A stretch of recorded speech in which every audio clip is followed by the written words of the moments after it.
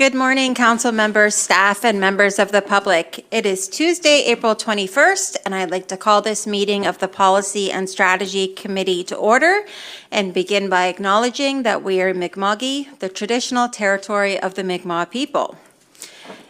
Is there any announcements, acknowledgements, or recognitions from council at this time? Seeing none, we'll move down in our agenda to public input. Public input is one of several opportunities for the public to engage with council. Residents are welcome to use this portion of the meeting to share their thoughts with the council on municipal topics that are important to them. We ask that statements be respectful of members of the public, staff, and council. We ask that when you come to the podium, you provide your full name and community in which you reside for the record. If you have a question or concern that you would like to have addressed, then we also ask that you provide your email address or phone number on the form provided on the podium. I, as chair, will respond to questions that can easily be answered. If your question or concern cannot be answered by the chair or the CAO to my left, we will email you with the answers to your question or a response to your concern. We may also contact you to get additional information or further clarification on your matter. We will also provide a summary of answers and responses at a future council meeting under business arising from the minutes. There are 15 minutes allocated for public input today. Can I have a show of hands of anyone who wishes to speak before council today? Okay. Two speakers, so that would give you a total of 7.5 minutes. If you would like to come to the podium, you may do so now. And welcome to council. Thank you. Good morning. I'm Joni Marsh, a resident on Concordia Drive, which is connected to Meldrum Avenue. Want to express our concern about the new Haven Hill development in our area. Our waters and wells are of vital importance to us all, along with what type of sewer system they propose for these units. Should know what plans are all the considerations for our homes in our community. This will have a huge impact in our quiet residential community and for the value of our property.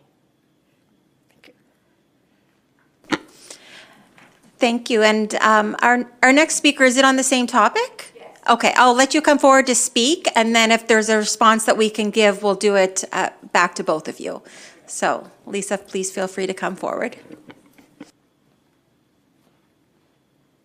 Hi, my name is Lisa Baglow. I am also a resident of the Meadowbrook subdivision, and I am here specifically to address traffic and the condition of our road. Our subdivision is served by a dirt road that was never designed to handle increased traffic volumes. Even current use already creates issues with potholes, dust, visibility, and wear. Adding more homes will increase daily traffic significantly, worsen conditions of visibility and air quality, accelerate deterioration of the road surface, and raise safety concerns, especially for children, pedestrians, and emergency access. There does not appear to be a clear plan to upgrade or maintain the road to safely support this increased use. I'm asking council to carefully assess whether the current road infrastructure can safely support this development, require a traffic impact assessment, require road upgrades before any development proceeds. We are not opposed to development, but it must be safe and supported by appropriate infrastructure. Thank you. I need to say anything. Thank you. Thank you to you both for coming to speak today. Our CEO does have a few comments to make on the development, so I'm going to turn it over to Tom McEwen. Thank you, Chair. So just a little bit of information on our process. So the Haven Hills development is at the early stages. So they've met with staff at the municipality, planning, development, engineering, myself, for initial discussions on what they were planning. Some residents may recall that during the cluster development land use bylaw, public information sessions and council information sessions, there was a presentation by the same group for the same property, but it was a different project. During the cluster development discussions, they had brought in a proposal for 2 apartment buildings. That was to be supported by town water. They are no longer proceeding on that project. Town water is not available, town sewer is not available, and the normal way to advance high-density residential developments like apartments is through central sewer and water. So they have not proceeded with that development, and instead, and as indicated and shown on the picture they recently put up in the area, they're looking at two buildings, 2 stories each, 16 units with 2 bedrooms and a den or 1 bedroom and a den. Once they make application to the municipality, we create on our Engage MODL website, we create a project page. And there's one there now for another development, but this project page would look very similar. And so residents can go to that website, engagemodl.ca, go on the project page for Haven Hills Development once it's established, so once they make application, and we post all our information there so that you can gather up the information that we have, we post, and then you can read and submit any questions. So at this point, it's a proposal. We do anticipate that there'll be a building permit application submitted. We do anticipate that there'll be a subdivision application submitted. And through those processes, we gather certain information. They may be applying for a development agreement under the cluster development land use bylaw. There is an exemption that they could take advantage of and not have a development agreement for this stage of the development, but they are considering making application for the development agreement. If they do that, the development agreement process has a public component to it. And so that's an additional level of public input and public review because the development agreement has to be approved by council. So as we get more information, we'll make that available. The application, once it's submitted, will trigger the creation of that page. And then there's a process that we follow. Things that we look at in the subdivision application is stormwater management. So that's important to us to know how they plan on dealing with any increased runoff from the property and where they plan on putting it. Septic is approved by the Department of Environment. So they have to have the Department of Environment review and approve and issue them permits to put in the septic field. And the septic field would have to be sufficient to serve the number of units that they're putting in. So it wouldn't be a residential septic field that you would see on a residential home. It would have to be designed by a professional who is capable of creating a septic design that can be approved by the province to serve the number of units. And it has to be on the same piece of property that they're building. It will show up on the design plans once those are finalized, so you'd be able to see right where the septic field is going to go, and it's going to be serviced by wells. Wells are generally governed by the Department of Environment, and are permits required if they're going to pull out, I think it's more than 23,000 liters per day. So depending upon the draw, there may or may not be a provincial permit required. If there is a provincial permit required, then they have to get that before they can make the wells active. The road network, the Concordia Road and Meldrum, they are municipal roads. Our engineers like to refer to them as gravel as opposed to dirt, which they correct me on often. And so the roads are in our municipal control. That doesn't happen a lot in development. Primarily, the roads in the municipality are provincially owned. But in this case, we are the road authority. So traffic is something that we can look at. The maintenance of the road, that is our staff function. Any improvement to the road will require council approval because it is dirt and Meldrum is paved. So it's a paved road running into a dirt road. And so that would be, any improvement to that level would have to be done with council approval and part of a capital budget in the future. So those are all things that we will consider. It's the developer, I can say, has been good to work with. They've been open to putting information into the public, like the photo that they've used. So we anticipate that as it moves forward, we'll be in a position to share a lot more information than we can right now, because not having received an application, the discussions that we've had are confidential with the developer until such time as they make an application for a building permit. So that's the information I can offer now. When the when you see things start to occurring, if you haven't checked already, the Engage MODL website will have a project page for the developer's Haven Hills Development, Lot 4, William Head Road, but you'll see it. If you go on there now, you can see another project. There's a lot of information, but you can see a project that's going on in another part of the municipality. And if you click on that, you can see the information that we gather as we go through things. So, thank you.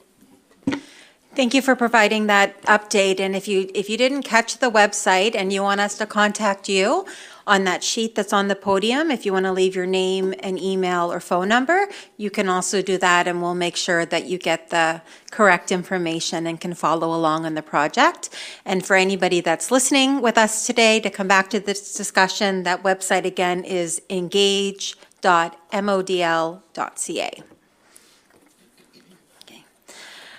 Moving along in our agenda, are there any changes to the agenda?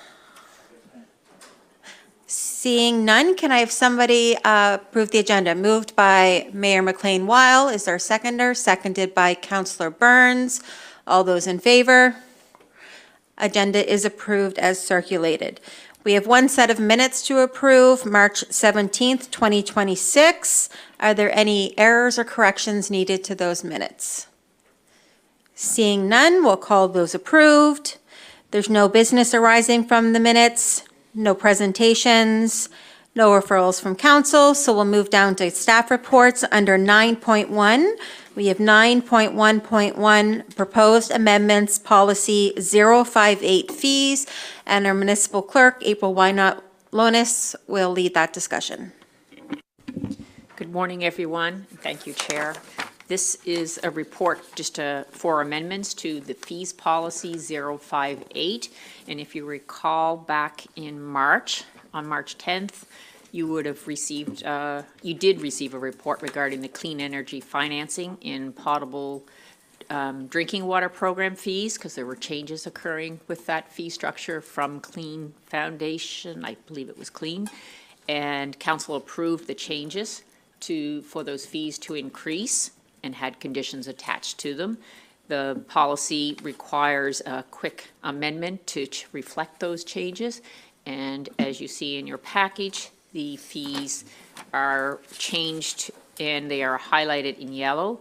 The potable water supply upgrading administration fee is changing from $250 to $1,000. Effective date was April 1st, 2026, and then back down to $250 effective November 1st. So it's the two different dates to reflect the changes that council requested.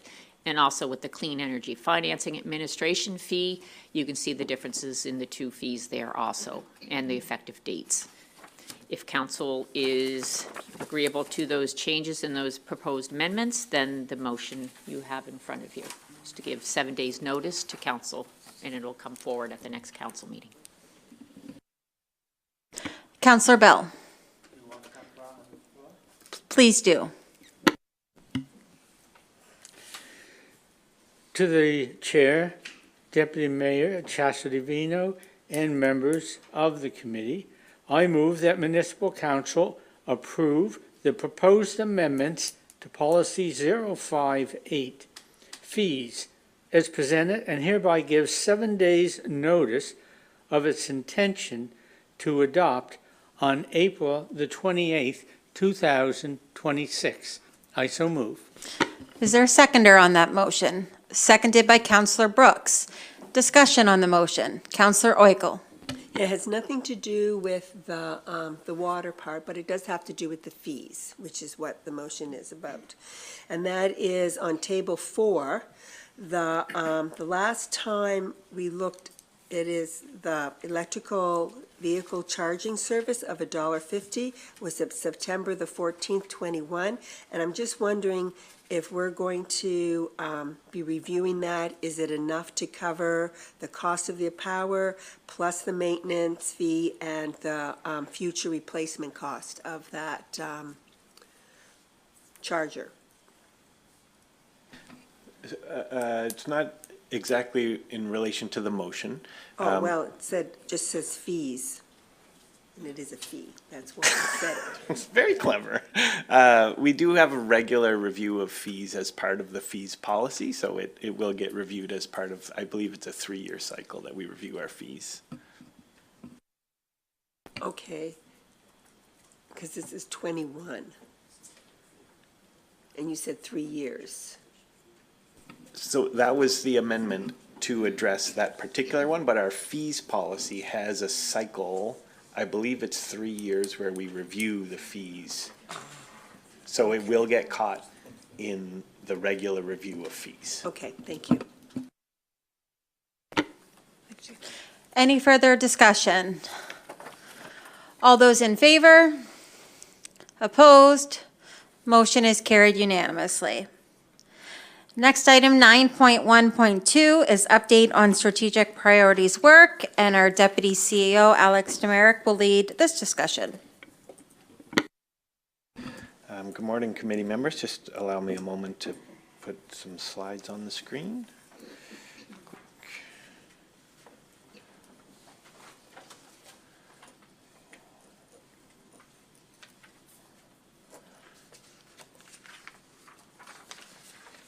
All right.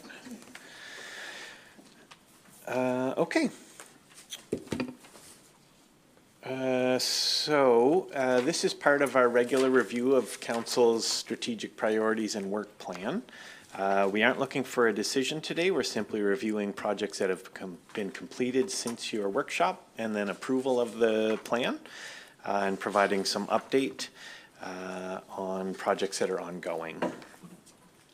Just to refresh everyone's memory, Council has revised your initial strategic priorities, but they remain the same 5 general areas around quality of life, infrastructure, regional economic development, climate change action, and communications and engagement. These were last revised in the late fall as part of a workshop and then policy and strategy committee discussion. And at that time, your project list was also updated. So just a quick review of projects that were completed either in the late fall or in the winter, the final quarter of last financial year. First off, we have the housing strategy, which has been finalized after public engagement. Council has approved that, so staff are looking at the implementation of that strategy now. We completed the development of criteria for assessing recreation assets.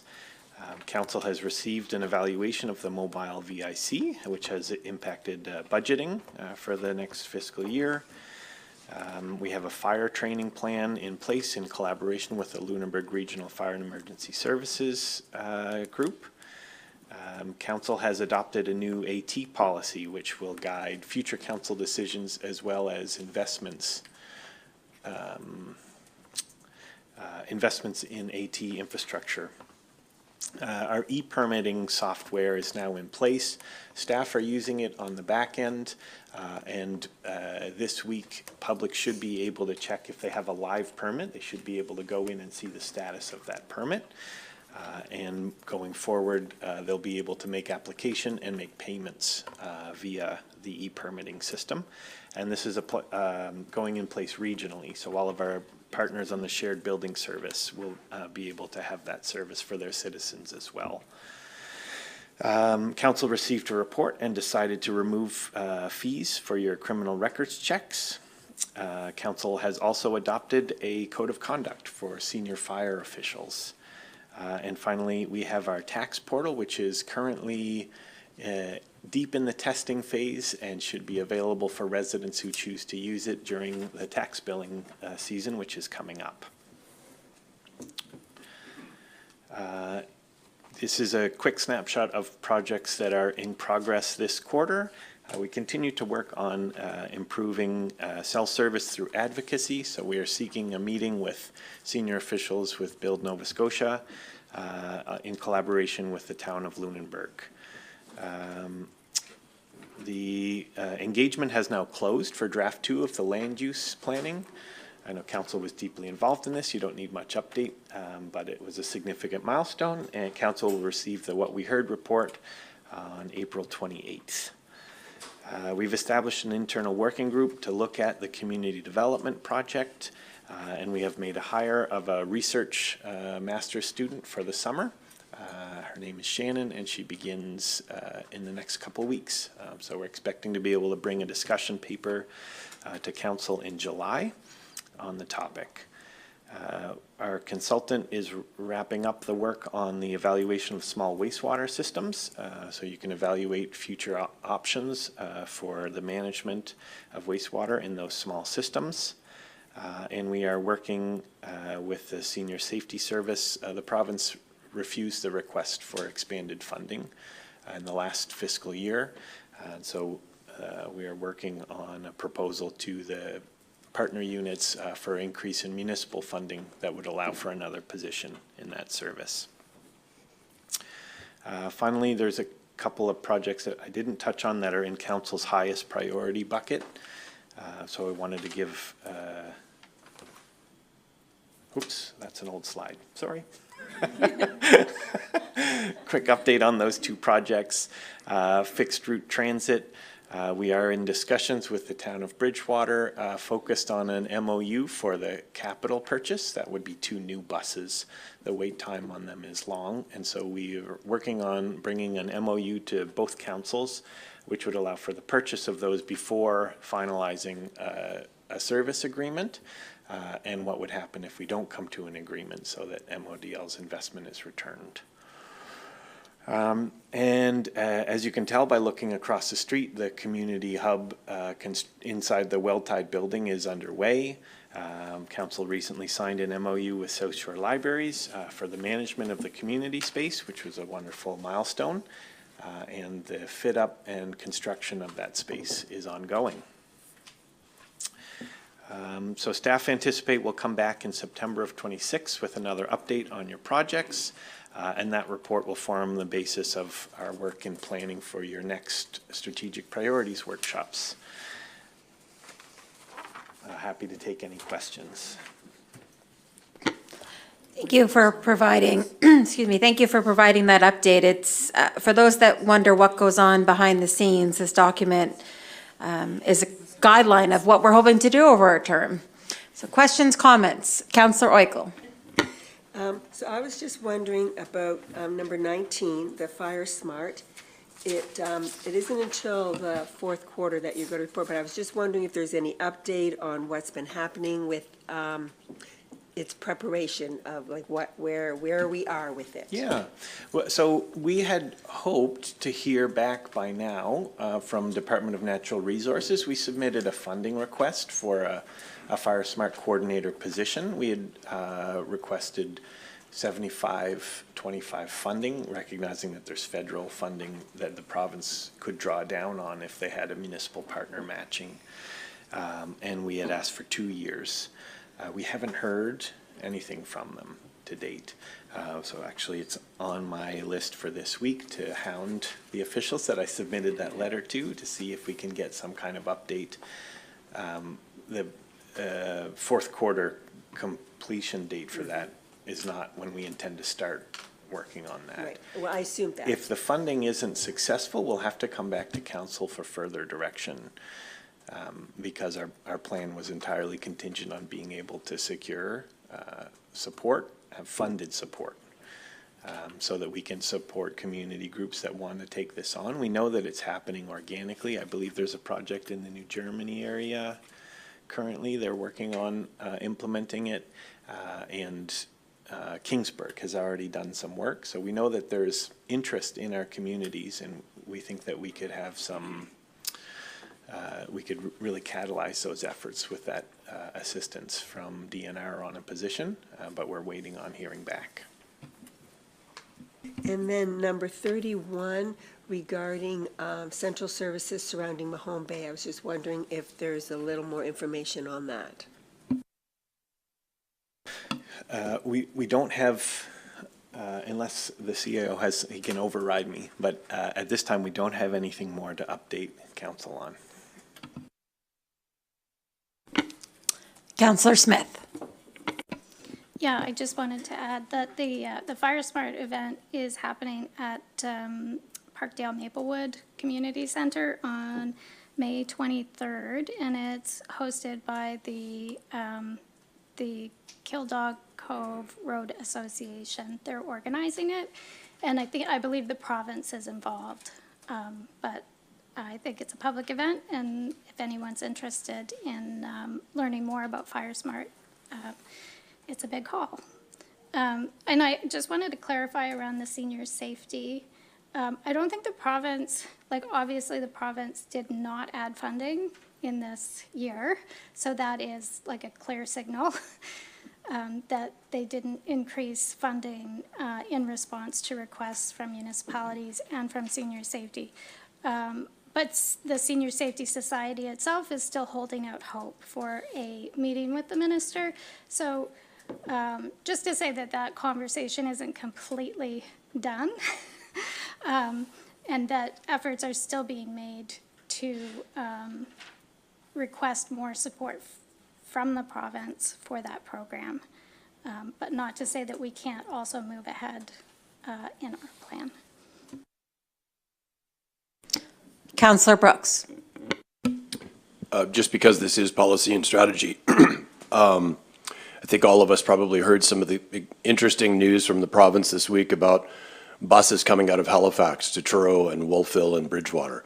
So I hope that our conversation with Bridgewater will be enhanced because of that news, so that we can dovetail with this and not be lagging behind a couple of years. So I hope this is the right time to say it, but I was excited to hear that news, and I hope that we're ready to meet that when we have that opportunity.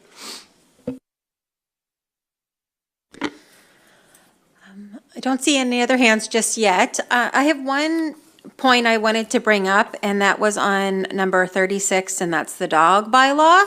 I'm hearing some feedback from residents, and I understand that we haven't reviewed our dog bylaw in a very long time. And just want to give some support to put that in our target as opposed to future years, and get us thinking about that. I know there was a tragic situation in another municipality, which has generated some conversation, and it might be something we want to take a look at some point in time in our term if there's other support around the table. And with that, I see that Chester is putting out a bid for animal control services with a closing date of April 30th. Does our dog bylaw tie in with the services that we contract from Chester? And if so, could somebody speak to that and how that works together? Yes. So I'll handle the easy one first. The dog bylaw sets out the regulatory environment for what council wants to do with dogs.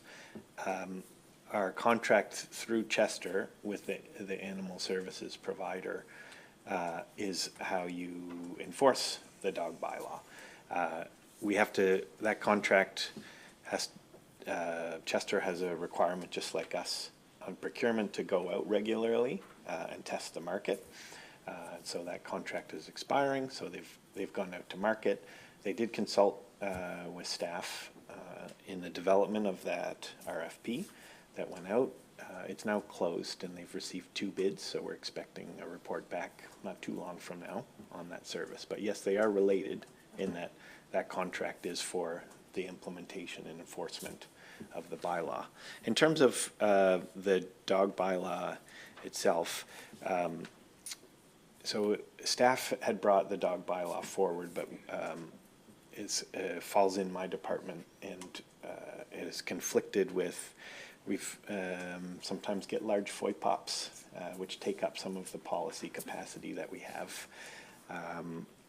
FOIPOP's obviously a very important part of the democratic process, but we just, anytime council talks about strategic priorities, we note that the dog bylaw is old and that we need to address it. So that's why it's parked there in future years.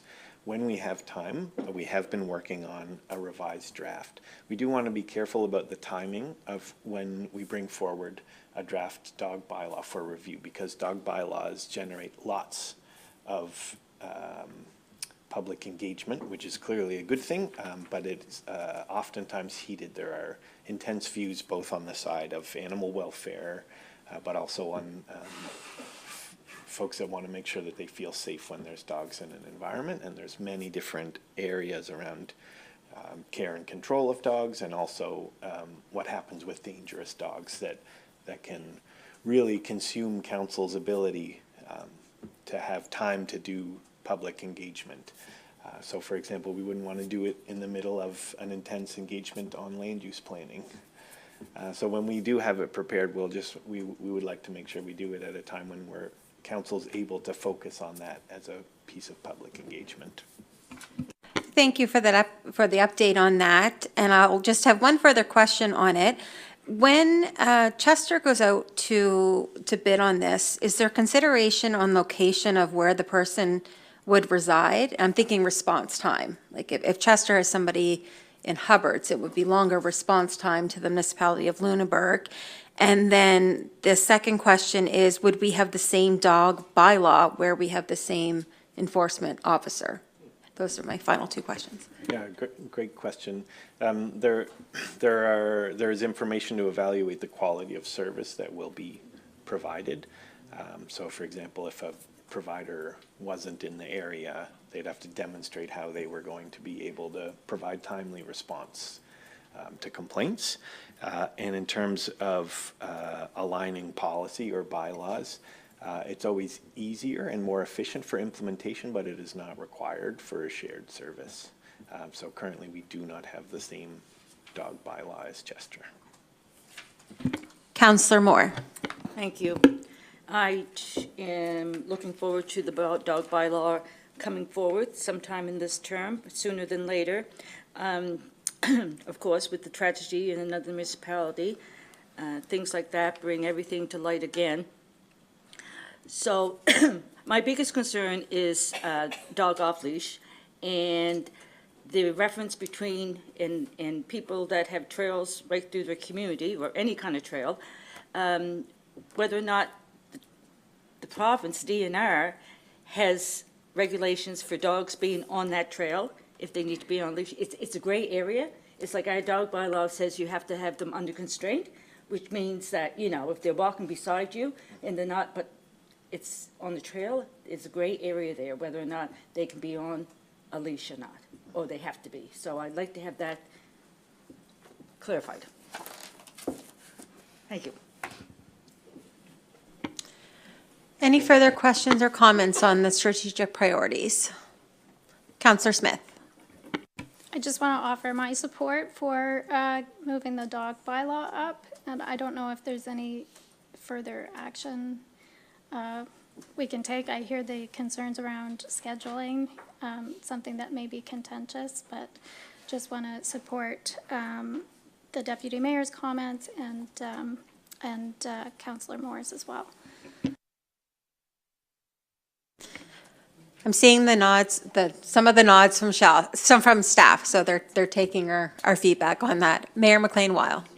Yeah, just on this, I'm not sure where it will fit in. I think, and I've read the dog bylaw, so I know that it is out of date. But I wonder if in our planning for fall, when we bring this planning document back, and we have items that are listed as future dates, if that's not the time we can then plug this in, as opposed to doing it between now and then.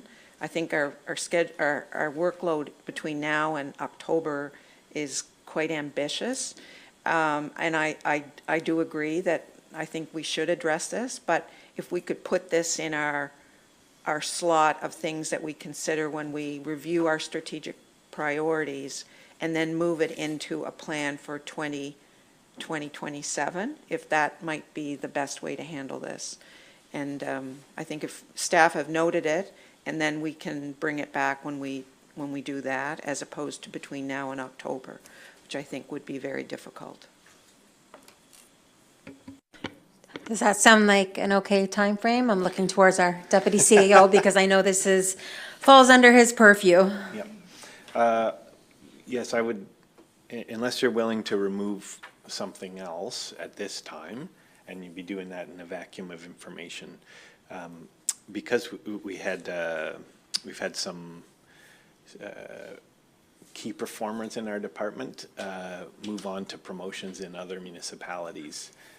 Some of the capacity that we had intended to put towards, for example, bringing community development along before we hired the summer research has been delayed by onboarding, recruiting and onboarding for those positions. So there really isn't spare capacity in the department at this time. So you wouldn't have to take anything off if you wait until your reevaluation. And if, for example, FOIPOP quiets down a little bit, we may have a surprise for you and have it available before then, but we'll see. We like those kind of surprises, but understand that you can't control the FOIPOP. So we'll look forward to it coming and having an update in the fall. Okay. So that wraps up that discussion. We have no mayors, deputy mayors, or councillor matters, no added items. So we'll move to the in-camera portion of our agenda. Can I get a motion to go in camera? Moved by Councillor Oikel, seconded by Mayor McLean-Weil. All those in favor? We are now in camera.